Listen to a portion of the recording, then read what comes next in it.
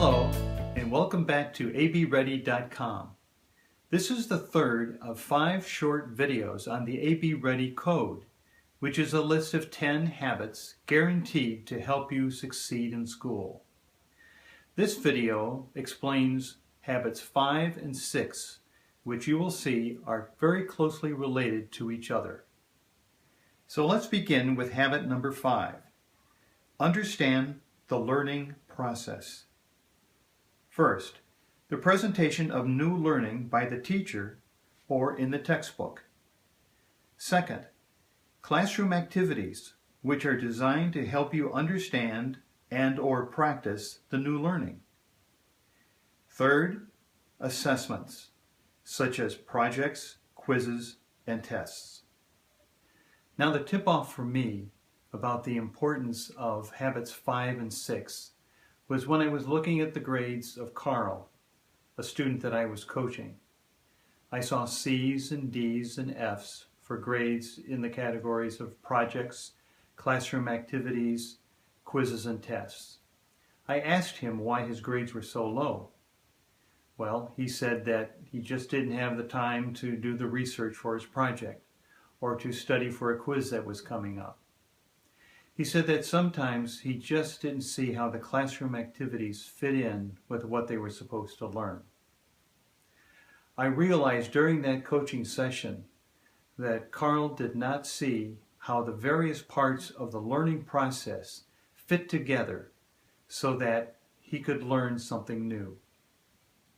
Now, teachers are trained to organize learning so that lessons and classroom activities support each other.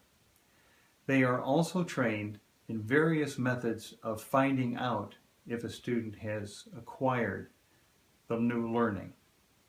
So by learning the parts of the learning process, you will see how everything fits together. Let's take a second look at the learning process. Part 1 of the learning process. The presentation of new learning by either the teacher or by media, such as books and videos. This is where you find out what you are supposed to learn. Part 2 of the learning process. Classroom activities and projects, such as small group discussions, lab experiments, and practicing with another student, as well as projects that you work on outside of class time. This is where you find out how you will use the new learning. Part 3 of the learning process. Assessments, such as student performances and presentations, and quizzes and tests. This is where you find out how well you have acquired the new learning. If you understand the learning process, then you will also understand the significance of habit number 6.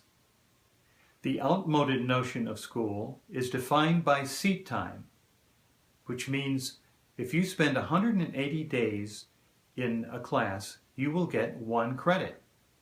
The newer and more beneficial view of school for you is defined by your ability to demonstrate how much and how well you have learned. If you participate fully in class, you will ask questions when you don't understand something. You will make the effort to see how the new material you are learning fits in with what you learned before, and you will be able to demonstrate your knowledge to a level of proficiency high enough that you will be successful and confident learning new knowledge in the future. Concentrating in class means that you are giving your full attention to the new learning, and that you focus on identifying the main points and the significant details of the new learning, and that you make that learning your own. Showing interest means being curious about the new learning. How does it relate to your life? How does it help you to understand the real world outside the classroom? By being fully engaged in your learning, you will help your brain to make connections to previous learning and to your life now and in the future. So there you have habits 5 and 6.